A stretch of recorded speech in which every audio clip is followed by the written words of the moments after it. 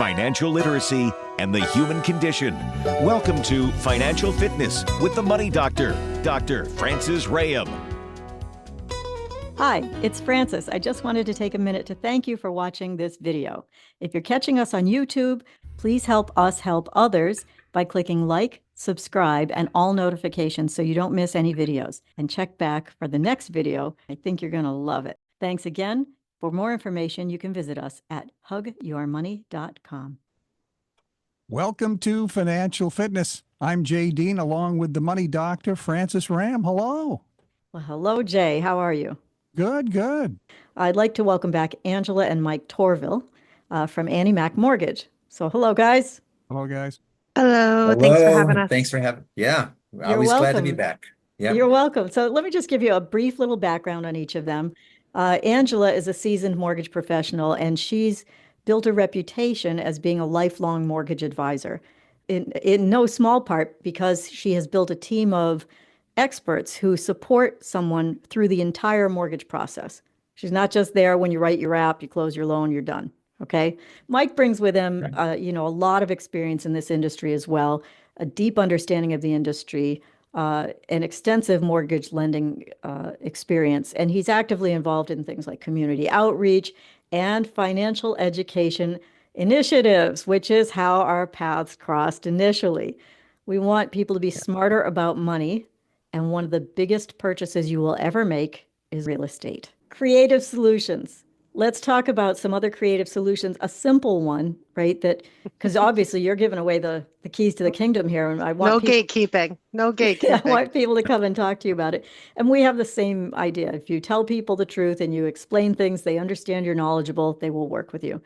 But creative solutions. Let's talk about buy downs and seller credits, buy downs, points. which is effectively prepaid interest, and that's all it is. So yes, explain to the layman. well, points they could be used for so many reasons. One, if you certainly want to pay a discount point to lower your interest rate, that could help you to qualify. There's one simple reason to say, hey, we lowered your interest rate by having a discount point. And if the seller, you talked about seller credits towards a purchase, sometimes the seller will credit an amount towards the closing cost, and they could go towards discount points if all the money adds up enough. There may be reasons to pay points because, well, you got to look at the bigger picture too. What's the payback? I'm going to pay a lower interest rate because I paid some money up front. How long will it take me to break even? And do I expect to be in the house for that period of time? Is there anything that's going to change in that period of time that I'm going to refinance or purchase? Not everybody knows the answer to that, but if you can think about it, I'm going to be in this house for 10, 15 years. It may make sense for you to pay a couple points and lower that interest rate because you're paying now to save later and save more on a longer term. That's not your story. Then I wouldn't pay points. In fact, you would pay 0 points. But if you say, I'm going to be in this house for 2 or 3 years, if the payback typically is 48 to 60 months, 4 to 6 years, call it 5. Right. That's the benchmark you got to think about. And that's one basic thing to think about when considering points. Simple math, right? 1 point is 1% percentage of the loan. And that 1 point paid up front typically reduces your interest rate by about 1/4%. Is that right, Angela? Ballpark? It's a mad science. It Right, depends but on the it's- rates, right? Yeah. There's a lot of background to what Yep. it computes to interest rate discount wise. Yeah, you can pay partial points too, if it makes sense financially. And I know that's where Angela comes in to do the math and find the optimal level. And by the way, the typical life of a mortgage is, call it 5 years. The lenders didn't come up with a break even at 5 years by mistake. That's right. Yeah. So Yeah, that doesn't mean that people's mortgages last 5 years, folks. It means that in 5 years, somebody's doing something. They're selling their house, they're refining it. Exactly. Something is happening to that loan. Right. At Hug Your Money, we like to have everybody out of all their debt, including their mortgage, in 9 years or less. So a lot of times we won't move that loan because by the 5-year mark, it's we're blowing principal onto it, right? So it doesn't come into effect. What about seller credits? Angela, do you deal much with seller credits? I don't. I try to avoid requiring it. Right. I'll say it that way. I would always recommend seeing if you can incorporate seller credits. There are stipulations on what you can receive based on your financing and your down payment from a seller. So there are caps on what they can give. Typically, people are using that to help with their costs of the loan, and points can be part of those costs. So we could strategize doing a permanent interest rate buy down, purchasing discount points. The other strategy, if you want me to get into it, is called a Sure. temporary buy down. Okay. And now typically not every lender actually offers temporary buy downs, and they only allow sellers to pay for this. What a temporary buy down is we'll call it a 3-2-1 buy down. So the seller is in essence prepaying the first 2 years of interest for you to buy down your interest rate. So here's the scenario. The rate today is 6%, and you're using your seller credit to temporarily buy down your rate for the first 3 years. So the first year is 4% is what your payment will be based on. The second year would be 5%. And the third year being that par rate that you took at purchase at 6%. Now it's fixed. So it's a fixed interest rate that temporary eases, starts lower and goes up over that course of time.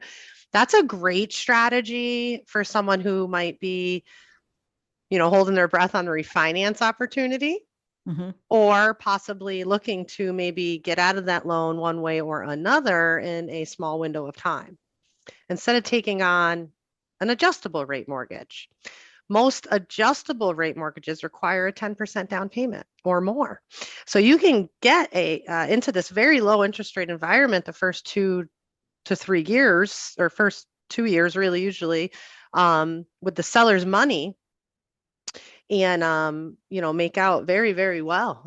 It's a great strategy. Why would a seller do this? For somebody who's just listening to us talking about numbers and they're saying, yeah, that sounds great and interesting, but I don't understand what you're talking about. Why would I be able to use a seller's money to do this? Well, for a seller, their perspective is net earnings. They're looking for a net amount. They want to walk away with something particular, right? So there's a play on words here that happens a lot, where someone else besides me advising a client to roll into their loan their costs. You can't roll in your costs to your loan. What you do is you offer a higher purchase price to buffer in the credit you're asking from the seller. That's one way to obtain funds from a seller in this competitive market that we're in. Another way that people tend to obtain seller credits are through their inspections. They do not waive their inspections. I don't get involved in inspections as a lender. I don't need to know, but there could be something that comes up in those inspections that you're able to renegotiate the terms of your contract. And those are typically the two ways right now over the last few years that I see sellers actually contributing towards buyers' costs. Now it's up to the buyer and their advisor, their mortgage advisor, if they have one, to find out the best use of that money. One of the strategies that I've used with clients over the years, and it's along the same lines as this, it all sounds like gobbledygook to somebody who isn't in finance. You don't have to learn everything about what we're saying. What you have to learn how to do is choose somebody who knows what they're talking about and work with them. That's your job. Choose your teacher, okay? So that's, you learn how to learn. That's just a tiny little example of how you can get into a house creatively. We could talk forever about how to creatively do a deal, but when it comes to the lending part, Annie Mac is a direct lender, right? So a direct lender with in-house processing, underwriting, closing, that makes for a smoother and faster deal. Am I right about that, folks? The only reason I work here. Okay. The only reason? Well, not the only reason. A big reason why I'm in retail lending and not brokering. Can you contrast that to what somebody might experience at another kind of a lending institution? Well, the speed factor, the team that they get, it's not different every time they pick up the phone and call. You're getting the same 3 to 4 people throughout the whole transaction. We're guiding you. You're getting the same underwriter the whole time. And so what we do here as a no matter what, there is an underwrite happening with your pre-approval. A true pre-approval is an underwritten application. So I usually say this, and not to get off topic, but I'm a loan officer that Annie Mac trusts to do my due diligence properly to make sure when I put my name and their name on that pre-approval letter, we're going to be able to execute that for you. You are listening to Financial Fitness with the Money Doctor, Francis Ram, and we'll be right back. This is Financial Fitness on WHMP. Financial Fitness with the Money Doctor is underwritten by Franklin County Technical School.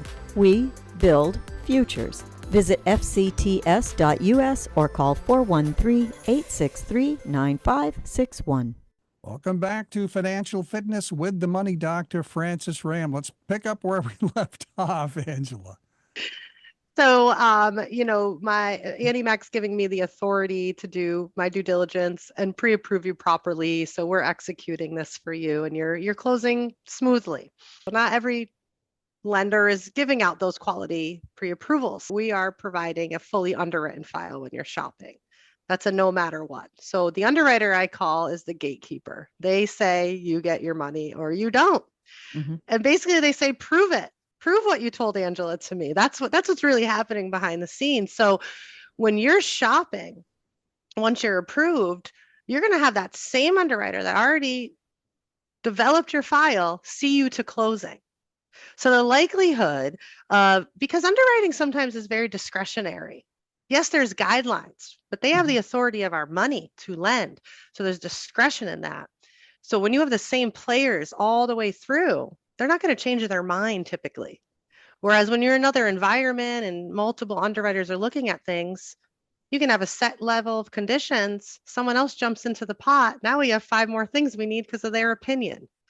So with everything being in-house and us being team oriented from start to finish, you have exactly the same people and you have access to us all. And we all work together for you. So it's a very smooth experience.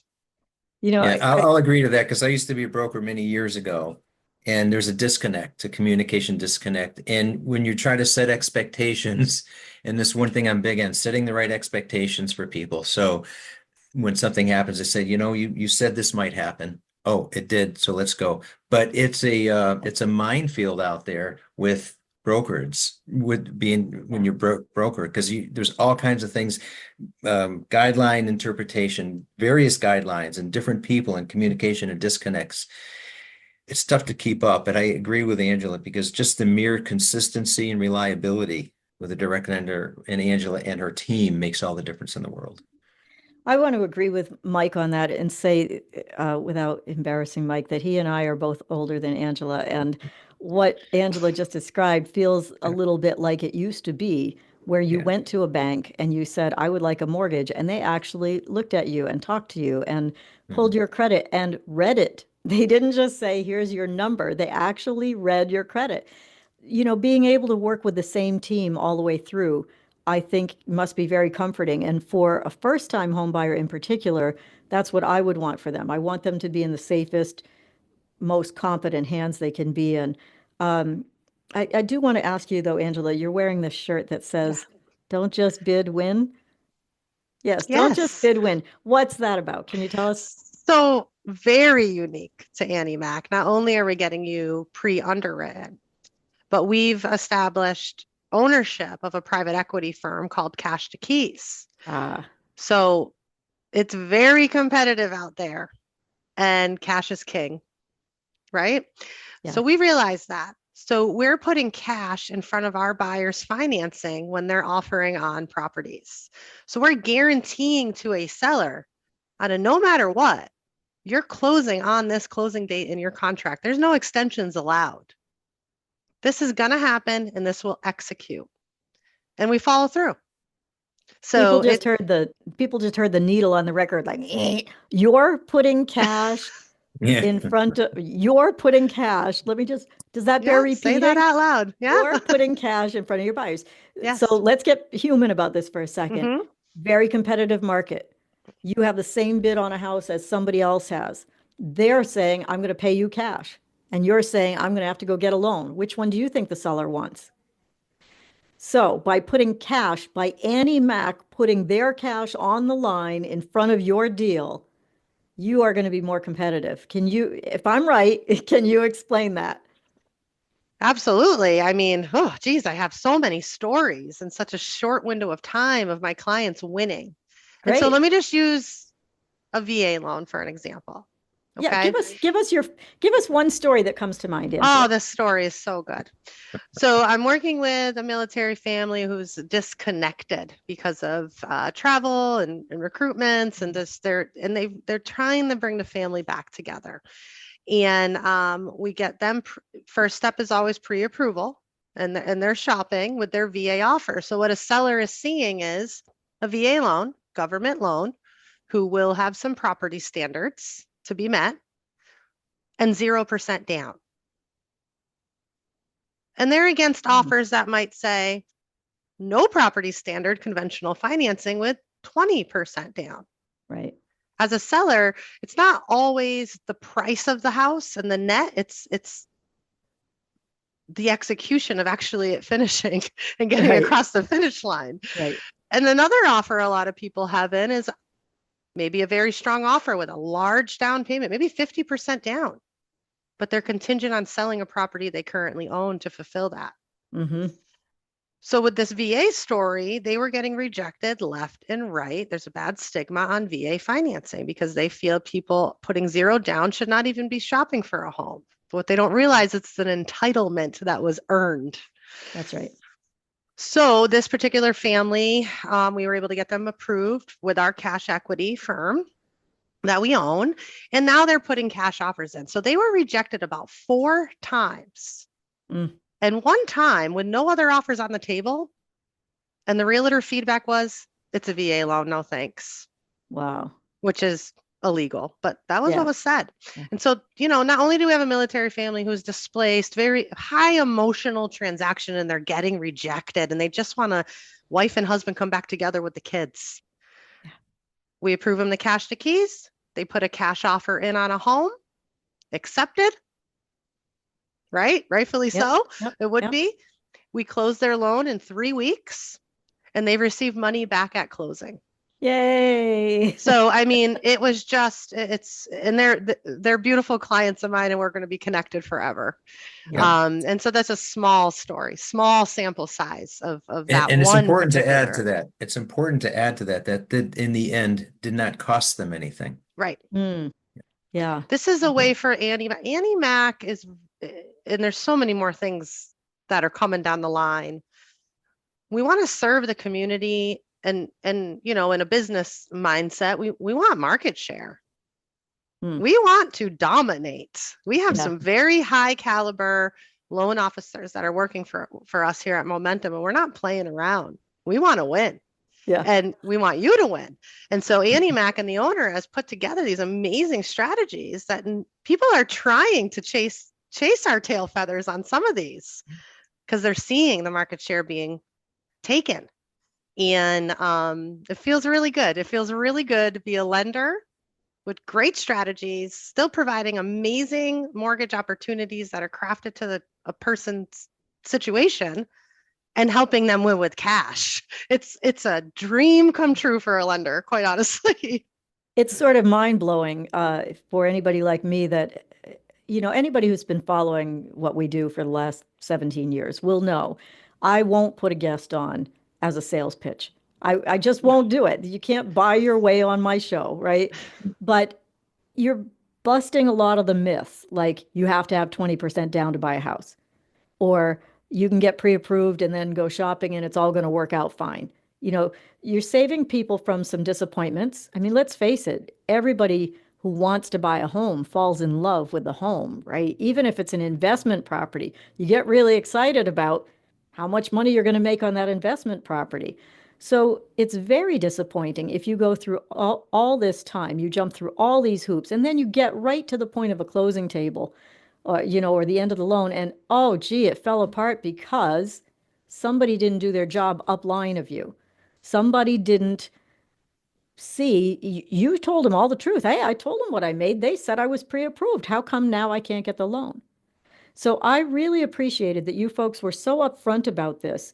And I just wanted to say um, how how rare that seems to me, and why we've become, closer and talk more often about these kinds of things, because I get courted all the time from mortgage brokers and mortgage lenders. They want to come on and pitch whatever they've got. And it's always something like, well, we have a great new interest rate on a loan. Uh, I'm sorry, but you got to do more than that to impress me. I can find that Dime on a the dozen. internet. Yeah. Yeah. yeah. So I mentioned credit. I wonder if either one of you would like to, or both of you would like to take a crack at this.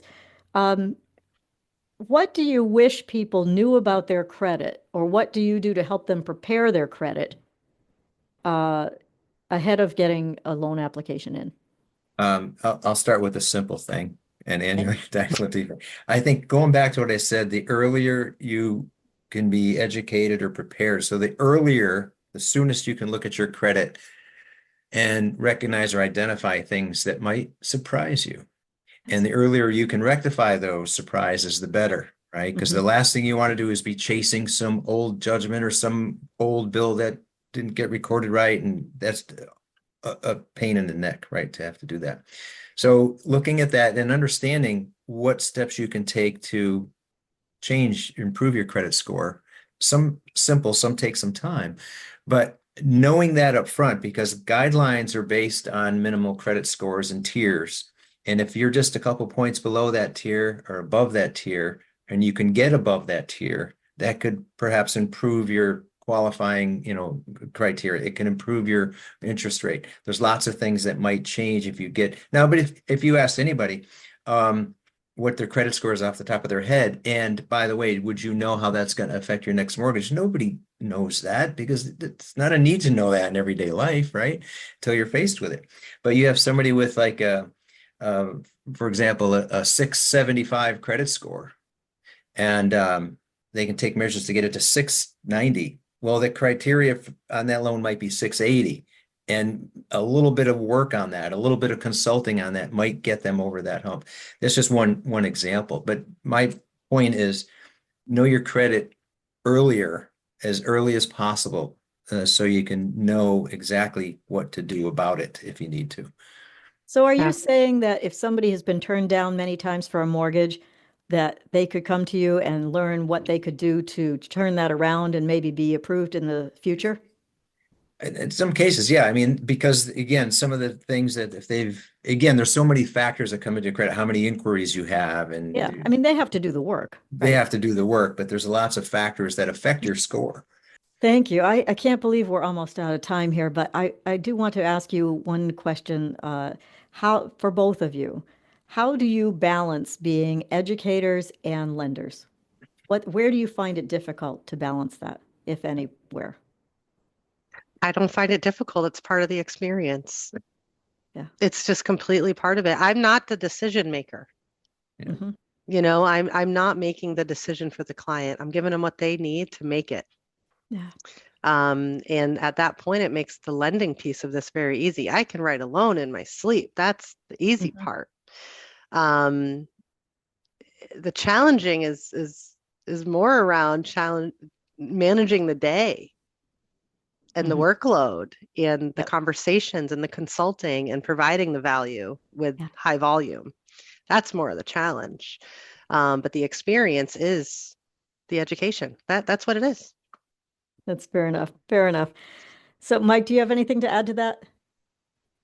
No, I agree with her, because it's got to be. I mean, so many borrowers that we speak with, when you talk about this, say, "Oh, I love when people say, I didn't know that. Oh, I wasn't aware of that." And I feel, oh, good.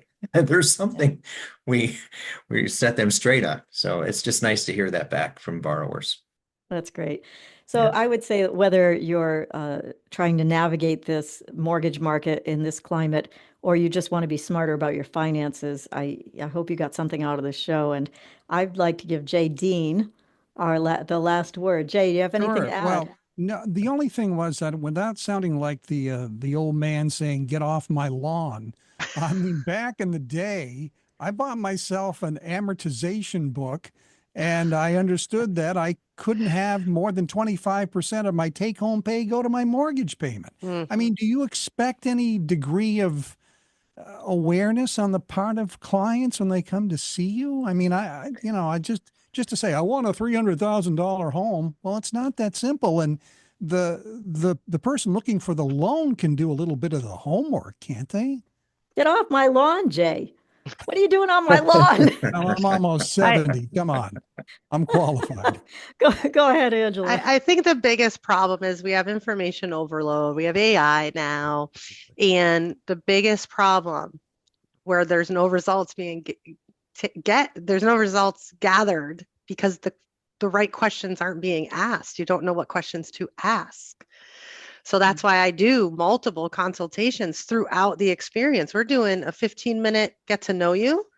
We're doing a 30-minute review. And then we're doing it again towards closing to make sure you're okay with everything before you sit and sign, because you don't know what questions to ask if you don't know. So I'm a huge advocate for creating a real estate team that you trust to advise you. You can't just look on, if you can't find that person online and you can't find reviews and you can't find something of value about that person, keep looking. Keep looking. So as far as 25% ratio, of your income going towards your payment, those are things that I will tell people. On average, that's what the idea is, but it's not actually what we're seeing in the market right now. Those percentages are much higher. I am going to jump back in here for a second and say we are a nation of wanters of immediate gratification. And we don't care if we're supposed to know that 25% of our net is going to cover our debt load. What we care about is that somebody tells us it's okay. There is still that mindset that if a lender says it's okay, that must mean that we can afford it, because logic would tell you the lender doesn't want us to fail. But you know what? The lender doesn't care in most cases, because that loan sits in their house while they do their application, and 24 hours later, it's off on the secondary market.